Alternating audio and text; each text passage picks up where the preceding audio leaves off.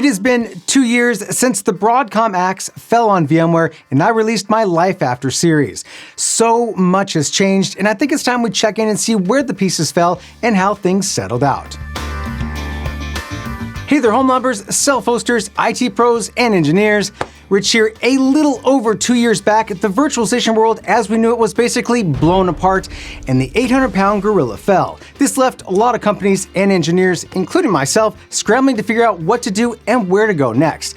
As they say, time heals all wounds, and now that the dust has settled, let's take a more pragmatic look at how everything has shaken out, who the winners are up until this point, and where the industry seems to have settled. Let's get to it.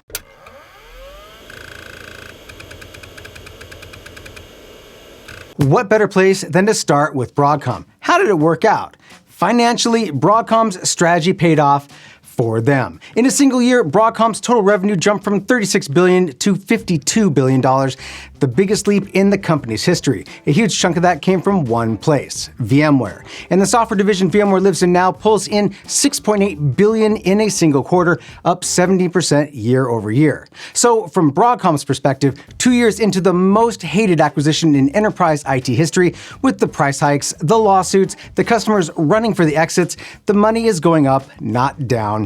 Up.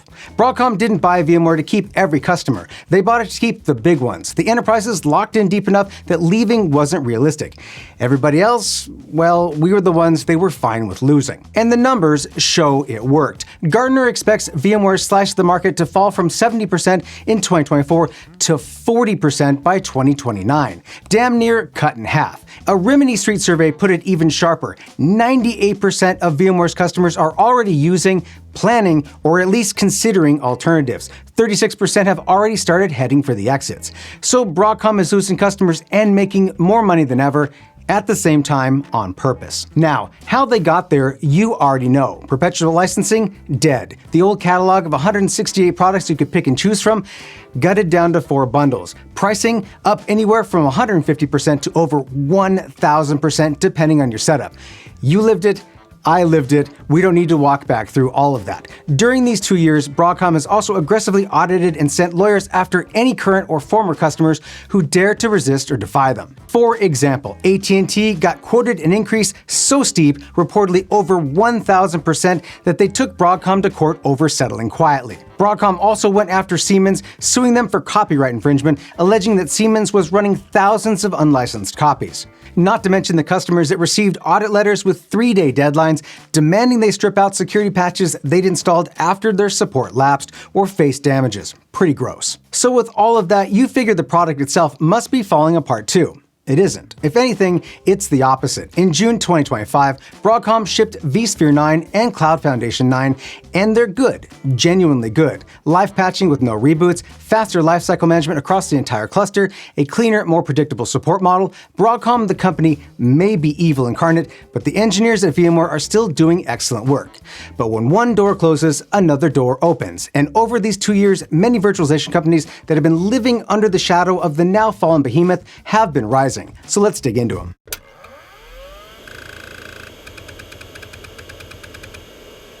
Now, not everyone who walked out on VMware landed in the same place. Some businesses wanted a straight swap, some wanted cheaper, some wanted to rethink the whole stack. So let's start at the top with the companies taking the biggest bites out of VMware's lunch. First up, Nutanix. If there is a clear commercial winner 2 years in, it's these guys. Their annual recurring revenue is up 18% year over year, and they just posted their best stretch ever for landing brand new customers. A lot of them walking straight in from VMware. And they spent these 2 years closing the gaps that used to hold them back.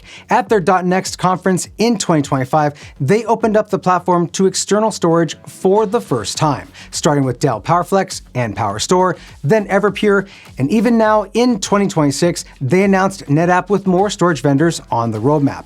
It was a big change for a company whose mantra before this was hyperconverged or death, and it shows a flexibility and willingness in Nutanix to meet enterprise customers where they are, and that's helped propel them to the top of the leaderboard. Nutanix also dove hard into Kubernetes, picked up support from Omnissa, the Horizon VDI castoff from VMware, and has also branched heavily into sovereign cloud, cloud DR, and private AI infrastructure. Here's the catch with Nutanix. They are not a cheaper option to Broadcom's offensive licensing increases. However, businesses and enterprises looking for a way out from under Broadcom have been happy to pay for their polished and reliable enterprise virtualization platform, and more importantly, felt Nutanix would be a more trustworthy partner than Broadcom could ever be. The next winner was Red Hat and OpenShift, believe it or not. The numbers for OpenShift are pretty wild. The count of virtual machines running on OpenShift jumped 417% in 2025. Red Hat booked something like $300 million on the platform in 12 months and assessed something like 1.4 million VMs for migration. Even NASA moved over. OpenShift runs your virtual machines and your containers side by side on the same platform, and many businesses looking to transition away from VMware and who were already beginning to lean heavily into containers saw OpenShift as a way to ramp up that transition. But Red Hat's approach only lands for companies already headed towards a container-first future. And for many shops that just want to run their traditional VMs and be left alone, OpenShift is a lot more platform and a much greater learning curve than many actually need. OpenShift really only makes sense for teams already moving towards containers and Kubernetes. For everybody else, it's more tool than the job calls for. And then there's the one a lot of you watching have already spun up in a lab. Proxmox. For years, Proxmox has been the darling of the home lab crowd. Free, open source, and rock solid. But it's always had a few things holding it back. Proxmox, up until recently, had no centralized way to manage multiple clusters in one place, had no automated cluster workload balancing, and no true enterprise backup support. Now, a lot of those limitations have been broken. Proxmox now has Proxmox Data Center Manager to help companies manage multiple clusters. The most recent version of PVE now supports cluster workload balancing, and earlier this year, Veeam officially released native support for PVE.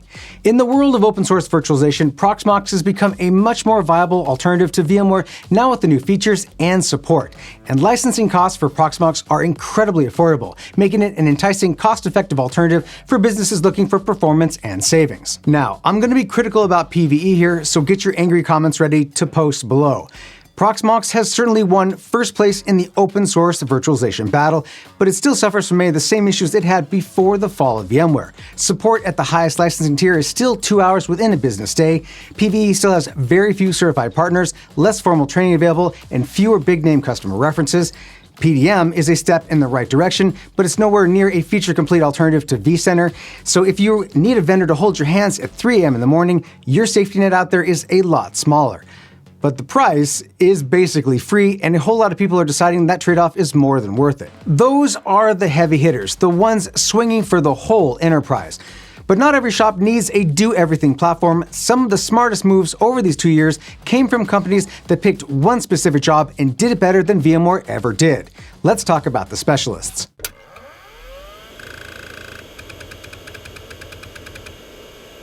Let's start with the edge. If your world is hundreds of locations, retail stores, factory floors, branch offices, places with no IT staff on site where hardware just has to run, that's Scale Computing's home turf. And they leaned in all of the way. This year, they tightened up their partnership with Lenovo, dropping their HyperCore software onto Lenovo's tiny ThinkEdge boxes, and they got aggressive on price, with VMware alternative deals starting around 10 grand for a 3-node cluster.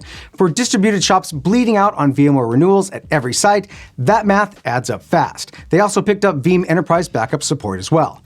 The wrinkle in this is that in July 2025, Scale Computing itself got acquired by a company called Acumera and came out the other side with a new name on the door and a new executive team. Now, the edge story still makes sense on paper, but considering where we came from with Broadcom and VMware, anytime a company you're trusting with your infrastructure gets swallowed up and reshuffled, you watch it closely. Acquisitions like this have a way of changing priorities, and with Scale, it's so good so far, but keep your eye on it. Next is one that honestly impresses me the most, VergeIO, a small company that was barely on the radar 2 years ago, and they just put up a year that most startups would kill for. Recurring revenue is up more than 80%, and a new customer list that would blow away any CTO with major wins like Boeing, Raytheon, General Dynamics, NASA, Dana-Farber, and Topgolf. This company is killing it, and VergeOS is a real contender. And they've got the migration receipts to back it up. Topgolf ripped out their VMware on VxRail deployment and replaced it with VergeOS.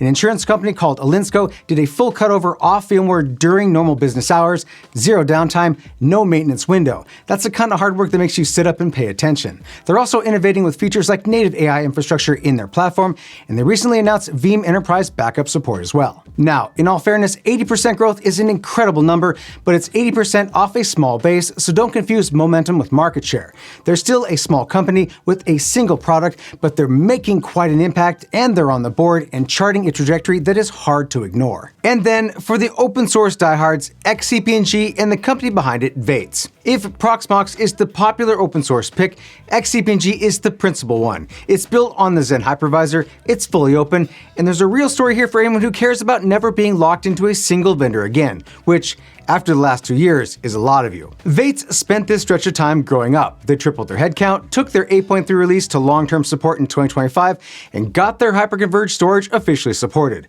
There's also a strong European data sovereignty angle here, pulling in customers who specifically want their infrastructure running on software that isn't owned by a US megacorp. XCP-ng has also been overcoming its own internal hurdles as well. For example, they finally overcame their 2 TB max volume limit, and they've also picked up Veeam Enterprise backup support. The honest catch here is that XCP-ng is betting on Xen, while most of the industry's momentum is behind KVM. In fact, every single hypervisor I've mentioned up until this point, save for VMware, is actually running KVM under the covers.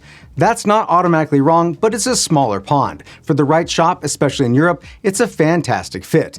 And its shared history with Citrix means that you'll find some comfort in the way that VMware used to function back in the day. Those are the specialists, and there's some key companies and platforms here to keep an eye on in the future. Now it gets interesting because the chaos of the last 2 years didn't just lift up players already in the game, it pulled in some brand new ones, and a few old names you forgot were even in this fight. Let's meet the newcomers.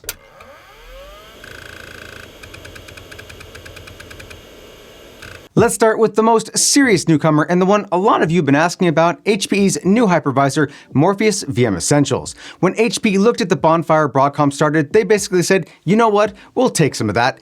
And they came out swinging at the exact thing everyone's furious about. The bill. VM Essentials is priced at $600 per CPU socket per year, support included. And that word socket is the whole trick. Most vendors charge you per core, and modern chips pack a ton of cores. HPE's per socket pricing means that on big high core count servers, the pricing comes out dramatically cheaper. HPE claims up to 90% cut in licensing costs versus what you're paying in VMware. It's built on KVM, it can manage your new clusters and your existing VMware side by side while you transition, and backup heavyweight Veeam already supports it. The catch is simple, it's just time. This thing is brand new, it hasn't been battle tested at a massive scale yet, and it's still filling in features to match everything vSphere can do.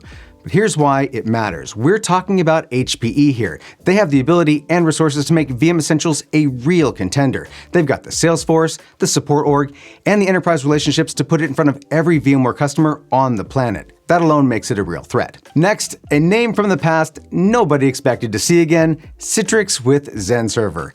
Yes, that Xen Server, the one that most people assumed was on life support. In 2025, Citrix reopened it to run all workloads, not just its own, and promised a Xen Server 9 was on the way.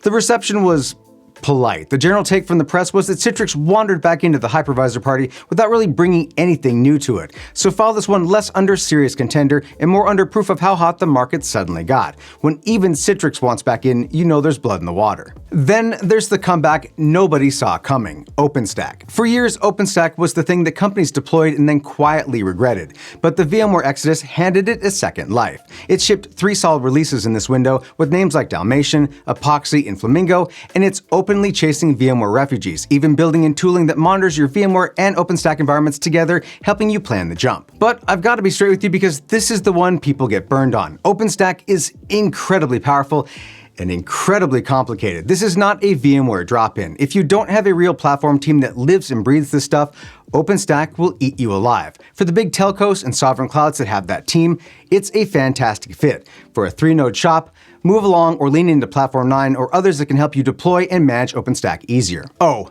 and Oracle has a virtualization product too. It exists, you can migrate to it, but I wouldn't. If you don't trust VMware, you definitely shouldn't trust Oracle. And last but not least, Microsoft Hyper-V. And look, I want to be fair here because plenty of you went this way. If you're already a Microsoft shop, Hyper-V is right there, bundled into the Windows Server licensing you're already paying for. And that free got awfully tempting the moment Broadcom's invoice landed. And credit where credit's due, Microsoft didn't let it rot. Windows Server 2025 was a real step up for Hyper-V. VMs that can scale up to 240 terabytes of memory and over 2,000 virtual CPUs, GPU partitioning, and even live migrations of a VM with the GPU attached. On paper, it's a serious platform. So why can't I recommend it? It's because of where Microsoft is actually steering you. Almost all of their energy is going into Azure Local, formerly Azure Stack HCI, which is basically Hyper-V with an on-ramp into Azure. And here's the catch. Azure Local runs on your local hardware, but it only works tethered to an Azure subscription. Built through the cloud, managed through the cloud, dependent on the cloud. If we learned anything from the Broadcom mess, it's that you don't want to park your workloads on a platform quietly engineered to lock you in. Hyper-V, the hypervisor, is fine. The direction it's pulling you is the problem. Keep your options open. I can't personally recommend pointing your entire future at one vendor's cloud. So that is the whole board, the winners, the specialists, the newcomers, and the comebacks, which leaves us with one question that actually matters. 2 years in, what did all this actually teach us?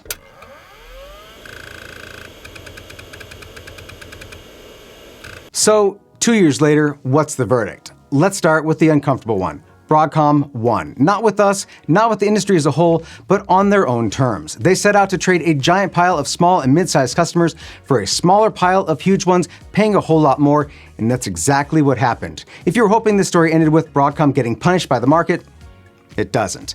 At least not yet. The money's up, the strategy worked, they've decided most of us just weren't worth keeping. But here's the part they probably didn't intend. In trying to squeeze the market, they cracked it wide open. Because the other big lesson is this: there is no single VMware killer. And honestly, that is good news. 2 years ago, we had just one obvious answer for everything. Today, you've got a real menu, and the right pick depends entirely on who you are. If you're a big enterprise that just wants something that works, Nutanix. If you're already heading towards containers and Kubernetes, Hat OpenShift. If you're a small shop, home lab, or just sick of the giant bills, Proxmox. If you have hundreds of edge sites with nobody on the ground, Scale Computing. If you care about open source, concerned about data sovereignty, being free of US company interests, and never getting locked in again, XCP-ng. If you want a lean private company with a surprisingly serious customer list, an impressive trajectory, and real passion and energy in their product, VergeIO. If you're already an HPE shop chasing the lowest possible licensing bill, Morpheus VM Essentials. For the first time in a long time, you actually get to choose the right platform for you, and you have a lot of genuinely great choices to choose from. And that's the real story of these 2 years. It was never really about VMware getting worse, because the product didn't. It was about a monopoly that got too comfortable, pushed too hard, and woke up an entire industry that had stopped competing. Broadcom didn't kill virtualization, they restarted it. So 2 years ago, I told you this was going to blow the virtualization world apart. Was I right? Partially, it did blow apart. The VMware we knew is gone. But what grew back in its place is a healthier, more competitive, and frankly, a lot more interesting than what we had before. Now, I want to hear from you. What did you migrate to? And be honest, did you regret it? Drop it in the comments, and also feel free to tell me how wrong I am as well. Perspectives matter, and I'd love to hear your story. Thanks for watching this video, folks, and thank you to the fine people you see here who help support us through Patreon and the YouTube membership program. If you'd like to support what we do here, consider checking those out. Join our Discord community and chat with me and like-minded home labbers, geeks and nerds, and as always, we'll see you on the next one.